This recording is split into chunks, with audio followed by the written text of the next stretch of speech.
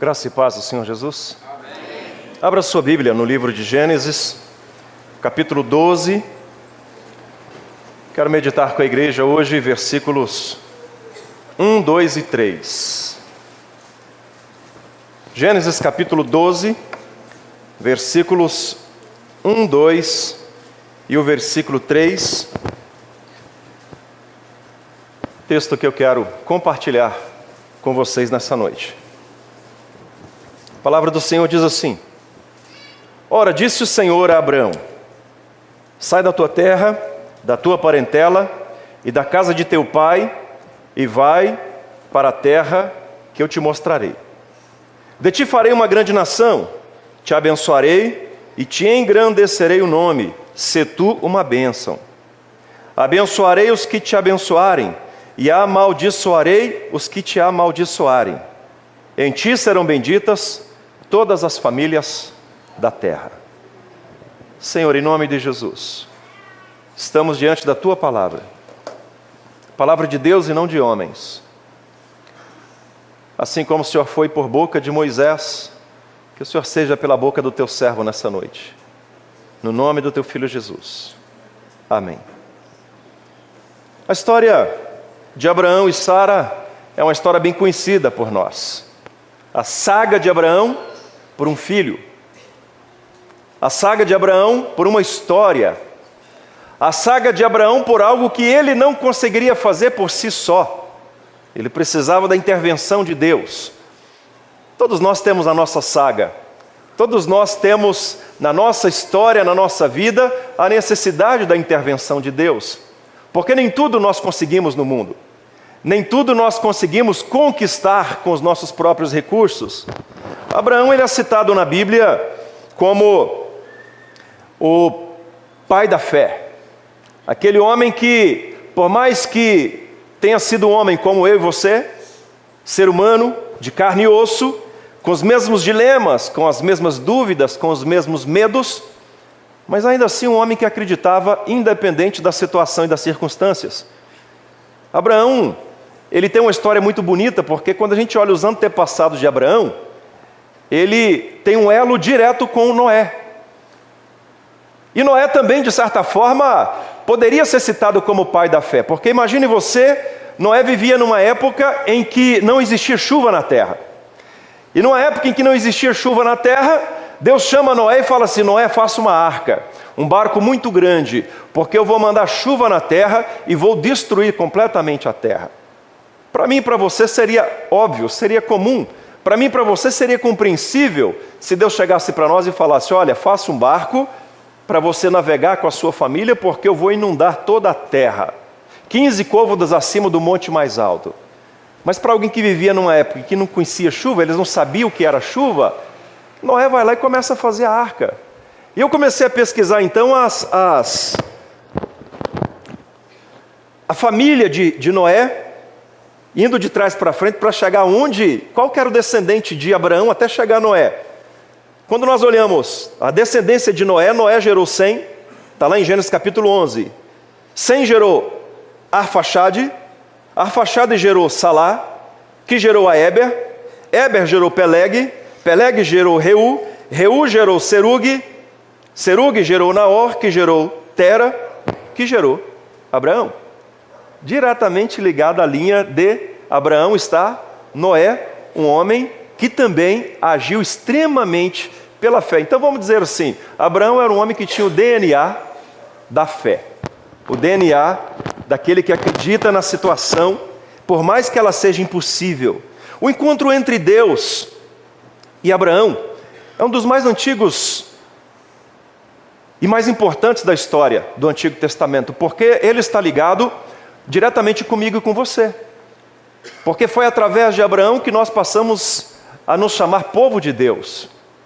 Povo de fé, povo que seguiria, ou seja, a partir de Abraão nós fazemos parte dos patriarcas que fizeram a transição do Velho Testamento para o Novo Testamento.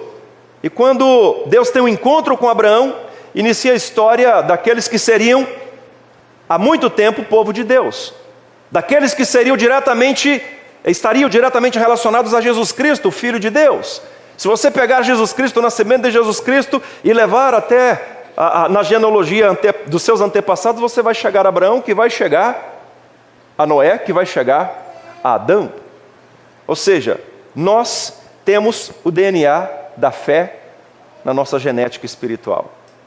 Uns creem mais, outros creem menos. Tudo vai depender do quanto você investe na sua fé. Não é assim a planta que produz lá no campo? Se o solo estiver bom, se o solo estiver adubado, se o solo estiver trabalhado, a planta vai produzir mais. No solo do seu coração, a produção da sua fé vai ser relativo ao investimento que você faz no solo do seu coração. Você lê a Bíblia, você coloca a Bíblia em prática, você ora, você busca a direção de Deus. Abraão viveu numa época em que ele estava entre as regiões mais produtivas. Hoje, a região chamada Iraque, entre rios Tigre e Eufrates, uma região repleta de grandes produtores, porque era uma região irrigada por esses dois grandes rios. Quando você olha o mapa daquela região, você tem 3 grandes rios. Você tem o rio Tigre, o rio Eufrates, e ao extremo oeste você tem o rio Jordão. Para Abraão era cômodo permanecer ali, por mais que ele esperasse que Deus fizesse algo na sua vida, era cômodo permanecer naquele lugar, porque afinal de contas, aquele lugar era o lugar da produção de alimentos para ele, para sua família, para gerar a sua riqueza, para alimentar os seus animais, para alimentar a sua propriedade, para alimentar os seus funcionários. Era ali o lugar em que um grande agricultor deveria viver.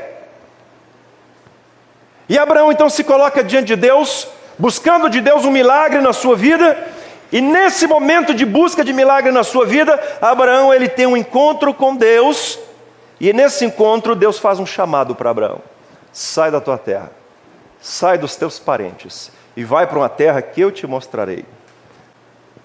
Todos nós, na nossa vida, temos um momento de ter um encontro com Deus. Uns mais cedo, uns mais tarde, uns no início da vida, outros no meio da vida, uns no fim da vida. Mas fato é que todos nós temos, num determinado momento da nossa caminhada, um encontro com Deus. E ao nos encontrarmos com Deus, nós aprendemos algumas lições. Assim como Abraão, ao se encontrar com Deus, quando Deus chama Abraão, Abraão aprende algumas lições, e essas lições eu quero passar para você hoje. Primeira delas, quando Deus nos chama, diga: quando Deus me chama, Deus tem um plano para mim. Tudo que Deus fez, Ele fez com propósito.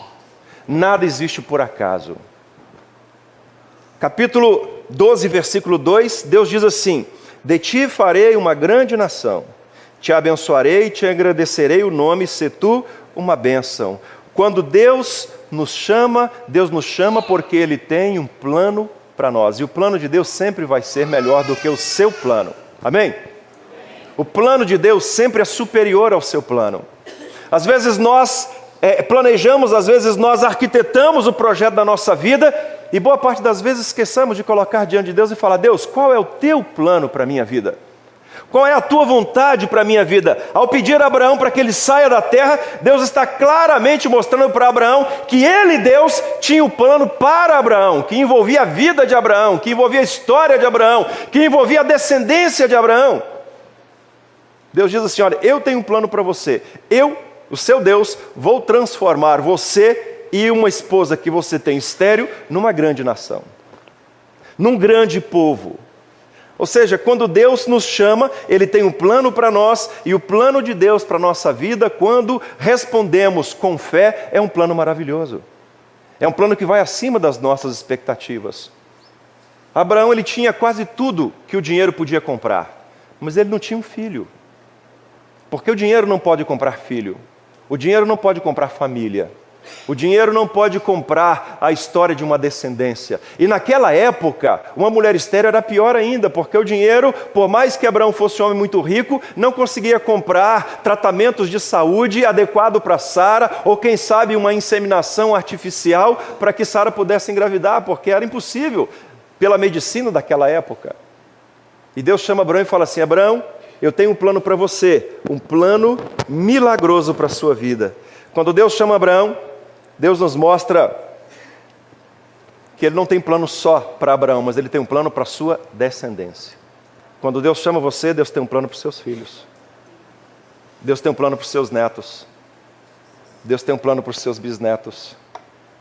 Quando Deus chama Noé, 9 gerações depois, a gente vê que Deus, quando chama Noé, tinha um plano para 9 gerações depois, que era a vida de Abraão. E Deus chama Noé e fala assim: Noé, eu quero tirar você do meio desse povo corrompido, faça uma arca, viva pela fé. E Noé não tinha ideia que o plano de Deus para a vida de Noé, salvando Noé daquele dilúvio, estava ligado à sua descendência, que era Abraão, 9 gerações depois. Você não tem ideia quem serão as suas gerações futuras. Você não tem ideia como será o seu neto, o seu bisneto, mas Deus sabe. E se Deus está te chamando, Ele tem um plano para os seus netos. Ele tem um plano para os seus bisnetos. Ele tem um plano para a sua geração futura.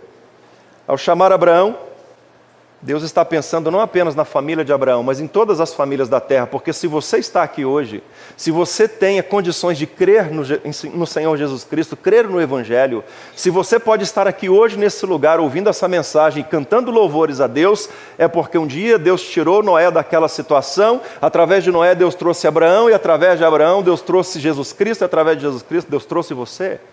E Deus tem um plano de salvação para a sua vida, um plano eterno. Talvez você esteja pensando 10 centímetros à frente do seu próprio nariz. Deus está pensando na eternidade. Quando Ele manda Jesus Cristo morrer na cruz do Calvário, Jesus Cristo vem para realizar um plano eterno na nossa história.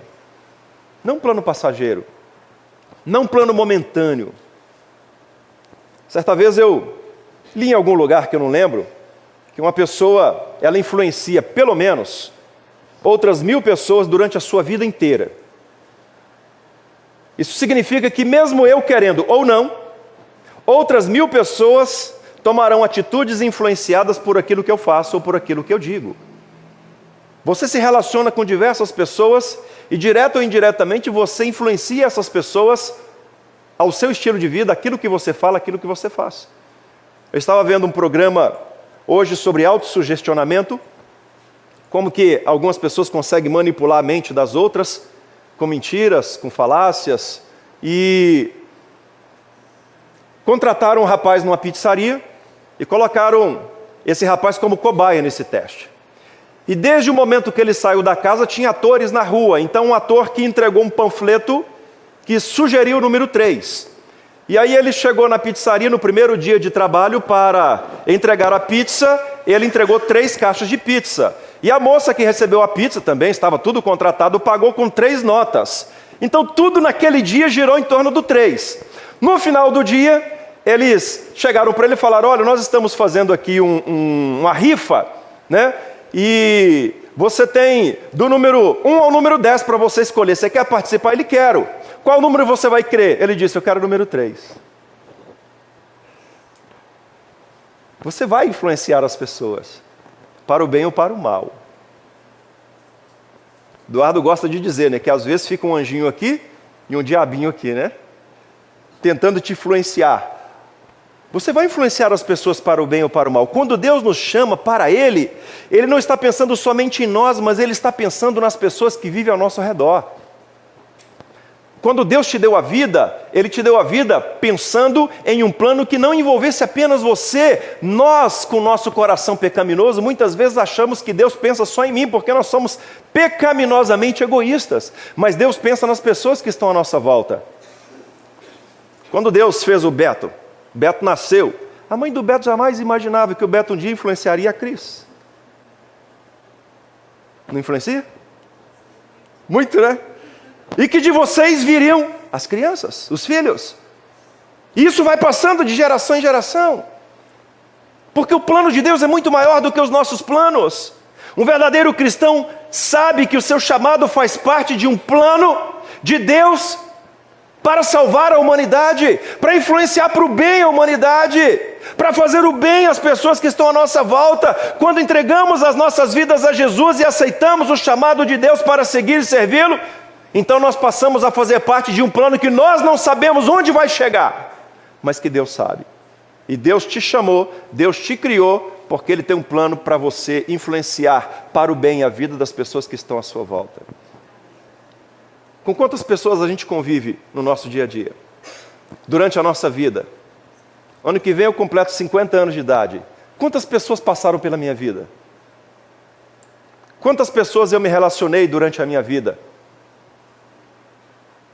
Quantas pessoas você se relacionou durante a sua vida? Quando Deus nos chama, Ele tem um plano para nós. Amém? Então vamos dizer, quando Deus me chama, Ele tem um plano para mim. Os planos de Deus para a minha vida incluem influenciar pessoas. Influenciar pessoas. Quando Deus te chama, Ele tem um plano para a sua vida. E o primeiro plano de Deus é que você seja um instrumento de bênção na vida de pessoas. Amém? Diga para o seu irmão aí do lado, quando Deus te chama, Ele te chama para influenciar pessoas. Então seja uma boa influência. Em segundo lugar, quando Deus nos chama, Ele quer nos tirar da nossa zona de conforto. Versículo 1. Ora disse Deus a Abraão, sai da tua terra, da tua parentela e da casa de teu pai e vai para um lugar que eu te mostrarei. Qual que era a zona de conforto de Abraão? Ficar em Ur dos Caldeus. Terra produtiva, terra com boa irrigação. Abraão era um agricultor, Abraão criava gados, Abraão era um homem muito rico daquela região.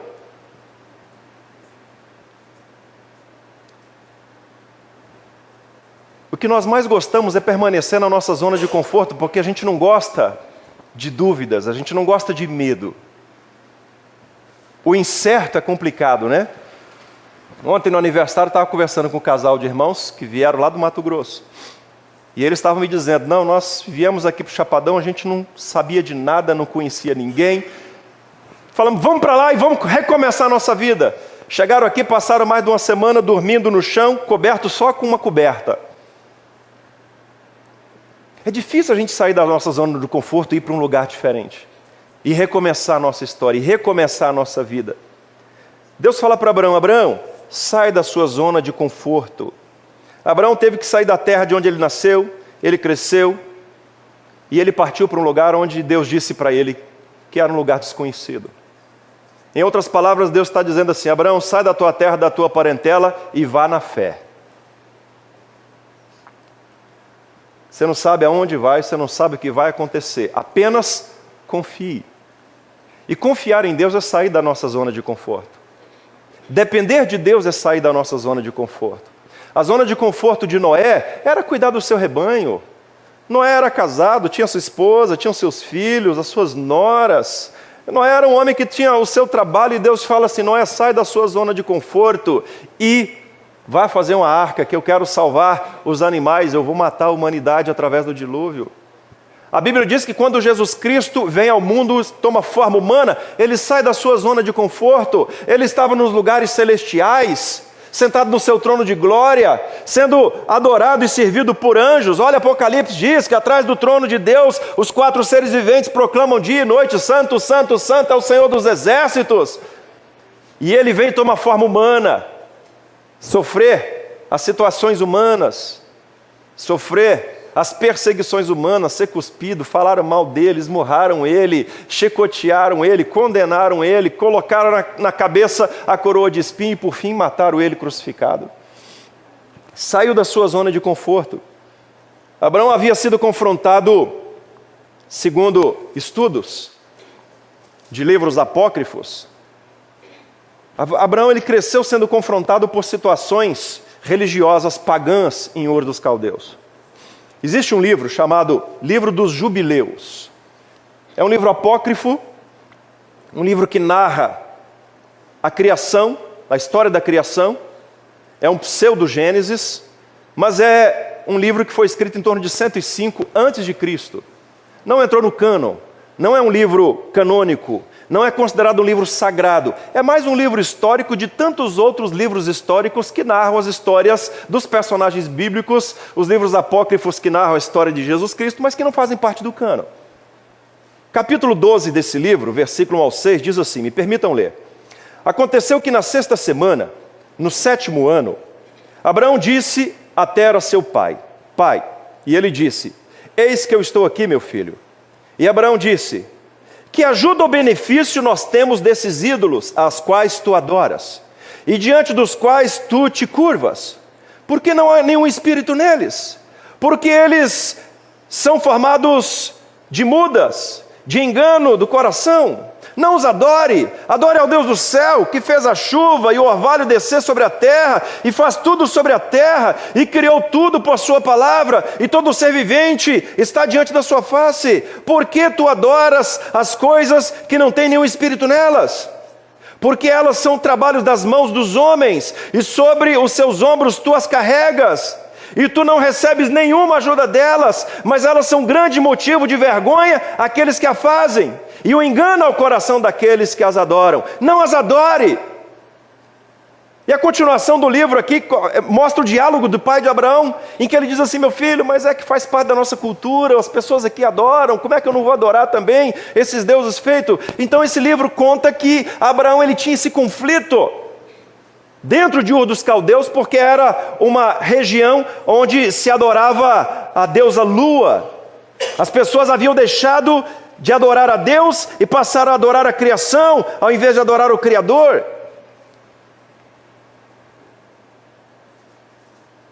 Servir a Deus significa você abrir mão da zona de conforto, significa você sair do comodismo, significa você agir de forma diferente do ciclo que o mundo age à nossa volta.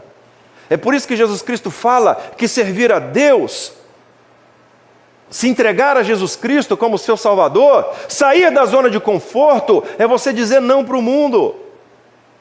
É você viver nos padrões bíblicos. É a sua boca, a sua mente, os seus olhos, o seu coração ser governado por Jesus Cristo. E isso é sair da zona de conforto.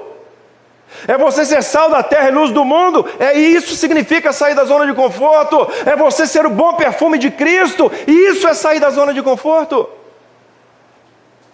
Às vezes nos sentimos tão confortáveis com a nossa vida que fica difícil dizer completamente: Deus, eu quero fazer o que o Senhor quer para mim. É mais fácil, como a teologia da prosperidade ensina, a gente falar assim: Deus, eu quero que o Senhor faça o que eu acho que é certo. Eu quero que o Senhor me diga aquilo que eu quero ouvir. Eu estou aqui para que o Senhor faça a minha vontade, e não para que eu faça a tua vontade. A igreja contemporânea, ela está vivendo, depois da maldição da teologia da prosperidade, esse círculo vicioso que nos distancia de Deus. Nós queremos trazer Deus para a nossa zona de conforto. E nós não permitimos que Deus nos tire da nossa zona de conforto. Quando Deus mexe um pouquinho na nossa zona de conforto, nós dizemos: não, Deus, eu não quero sair daqui. Deus, o Senhor não está entendendo, eu não quero mudar a situação, eu quero que o Senhor mude. Eu não quero que o Senhor mexa na minha estrutura, eu quero que o Senhor melhore. Eu não quero fazer o que o Senhor está me dizendo na tua palavra. Queridos, eu tenho 23 anos de pastorado. Quantas vezes eu ouvi pessoas falarem assim: olha, eu não concordo com o que está aqui. Eu não concordo, eu não cumpro, eu não vou fazer, eu não aceito. E você com certeza já ouviu muitas pessoas que se dizem cristãs também agir da mesma forma. Porque a Bíblia não foi um livro escrito para satisfazer a nossa vontade. A Bíblia foi um livro que foi escrito para mudar a nossa vida, mudar a nossa história. Vou repetir aqui uma frase que eu já citei em outras mensagens. Professor meu no seminário disse assim: a partir do momento que você não concordar com alguma coisa que esteja aqui, parta do seguinte pressuposto: você está errado, isso aqui está certo. Diga: a Bíblia está certa e eu estou errado. É simples assim. Isso significa sair da zona de conforto. Isso significa você deixar de viver os padrões do mundo. Isso significa você não ser mais ou menos, você não se amoldar, você não se vender, você não negociar a sua salvação, a sua ética, a sua moral, o seu cristianismo, para você viver os padrões cristãos. É por isso que a nossa geração está sofrendo. Geração de cristãos, a igreja está sofrendo, porque os cristãos estão deixando de sair da zona de conforto para viver o Evangelho. E eles estão mudando o Evangelho. Ontem, no plano B com os jovens aqui, nós discutimos sobre a ideologia do gênero e o futuro da família brasileira. E já existe a Bíblia inclusiva. Cuidado, você que vai comprar a Bíblia nova aí, eu vou comprar a Bíblia de estudo, Bíblia inclusiva, é a Bíblia dos gays. Então é o seguinte, o que serve não é o que a Bíblia diz que está errado, a Bíblia diz que o homossexualismo é abominação. Nós vimos vários textos aqui com os jovens ontem, mas eu não concordo, então eu escrevo uma Bíblia que diz que pode. Isso é não sair da zona de conforto, é adequar a Bíblia ao pecado. Lá em Apocalipse a Bíblia diz que os efeminados não herdarão o reino de Deus. Então eu risco aquilo ali e coloco que eu possa adorar, e eu sou um cristão e Deus vai me aceitar. De qualquer jeito, eu com o meu pecado. E nós tratamos isso aqui. E os nossos jovens têm bastante conhecimento bíblico, porque eu falei, como é que a gente trata isso? Eles falaram, pastor, nós devemos amar o pecador, mas devemos condenar o pecado. Amamos o pecador, mas o pecador precisa sair da zona de conforto se ele quiser a salvação. Seguir a Deus significa que eu não vou decidir o meu caminho, mas eu vou seguir o caminho de Deus para mim. Você quer isso? Sim ou não? Sim. Repita comigo. Seguir a Deus, significa que eu não vou decidir o meu caminho, mas vou seguir o caminho de Deus. Diga para o seu irmão do lado, siga o caminho que Deus tem para você. Meus irmãos,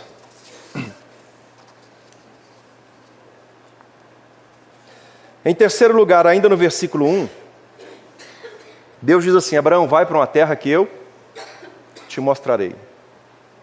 Juliana, quando Deus te chama, Ele quer provar a sua fé. Está disposta a deixar Deus provar a sua fé? Está disposta a deixar Deus provar a sua fé?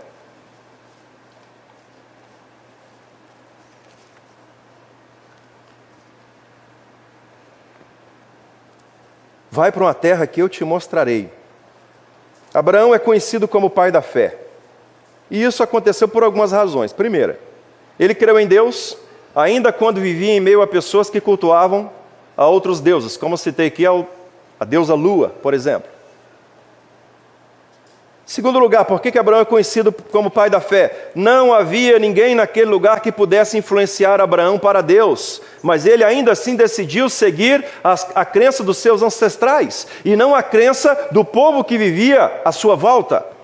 Em terceiro lugar, Abraão era o pai da fé, porque ele não se rendeu à prática pecaminosa da idolatria que os seus próprios entes queridos e familiares praticavam, mas ele parou e pensou, se essa madeira é feita por minhas próprias mãos, como ela pode me abençoar?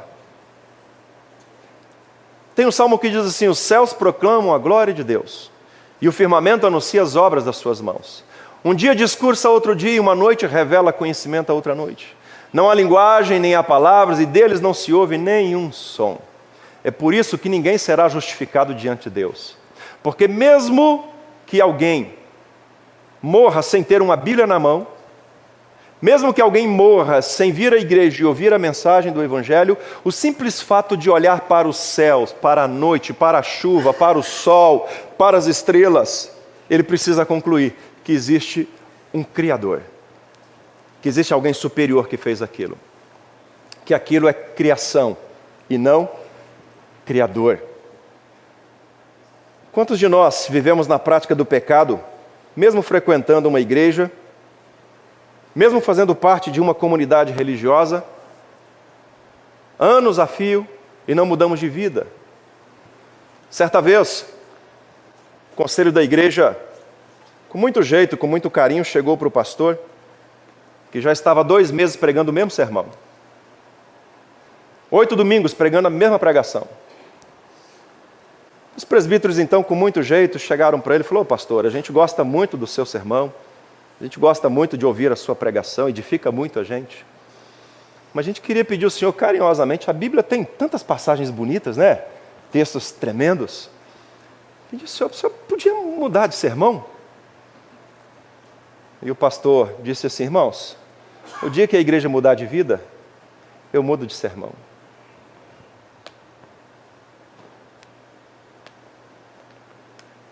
Às vezes dá vontade de pregar o mesmo sermão, um monte de vezes. prega não faz efeito? As pessoas não querem mudar. As pessoas não querem ser transformadas. Tem uma passagem na Bíblia que diz assim: como vaso nas mãos do oleiro que se estragou, o oleiro amassou de novo, fez um novo vaso. Esse tipo de pregação a igreja não quer hoje, porque ela não quer ser remodelada por Deus. Como eu falei, ela quer que Deus se amolde a nós, e não que Deus nos mude aos padrões de Deus. Deus quer provar a nossa fé. Abraão creu no chamado de Deus para a sua vida, mesmo que Deus não tenha sido específico para ele. Vai para um lugar que eu vou te mostrar.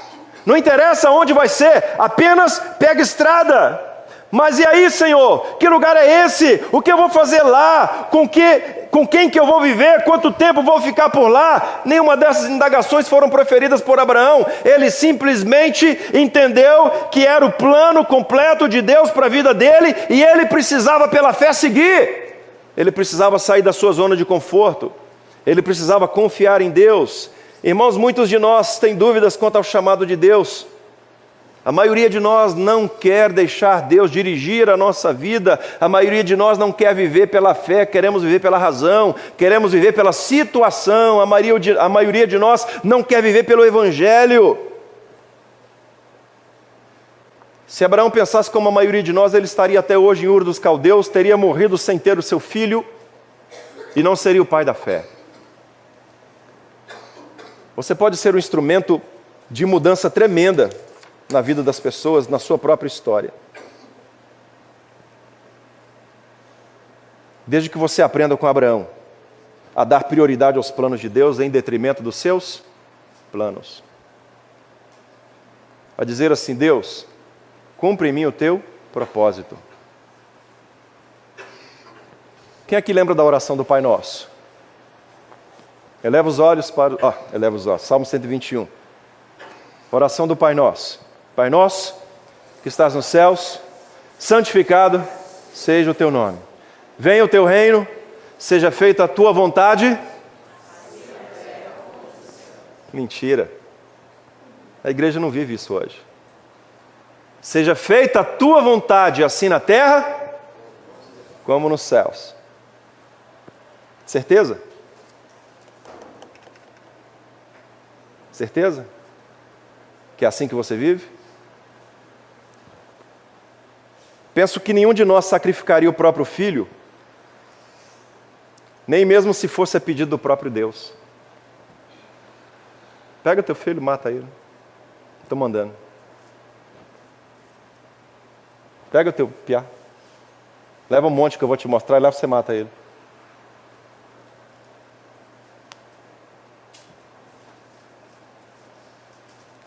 Como diz o pastor Jeremias da 8ª de Belo Horizonte, é tenso.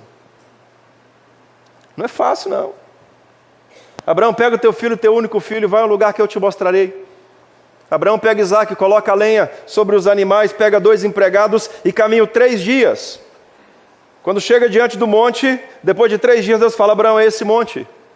Abraão fala para os empregados: vocês ficam aqui, eu e o rapaz vamos subir o monte. E depois de subirmos o monte, eu e o rapaz, nós adorarmos a Deus. Abraão usa o verbo no plural, ele diz: voltaremos para junto de vós. Isso é fé, que te leva à obediência, sabendo que Deus vai prover. Que Deus vai prover. O plano divino sendo revelado à medida que Abraão avançava na sua caminhada, estava dentro da provisão de Deus. Irmãos, o encontro entre Deus e Abraão não aconteceu uma única vez. Foi quando Deus chamou Abraão. Foi quando Deus se encontrou com Abraão e Sara no deserto e disse que Sara engravidaria daí 1 ano. Foi quando Deus chamou Abraão e falou assim: agora sacrifica o teu filho Isaque. Abraão viveu em sua vida um encontro com Deus. E ele encontrou a fé, ele encontrou a saída da zona de conforto e ele encontrou a prosperidade sobre a sua posteridade. Abraão não só obteve fé nesse encontro, mas ele manteve essa fé durante toda a sua vida. É por isso que a Bíblia relata que todos nós somos descendentes de Abraão, pai da fé. E você? E você? Quando vai se encontrar realmente com Deus? Um encontro que vai mexer com a sua fé? Um encontro que vai te tirar da sua zona de conforto? Um encontro que vai te levar a influenciar para o bem as pessoas que estão à sua volta?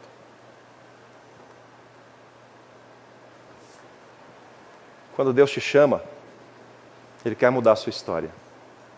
Feche seus olhos. Eu quero orar com você agora.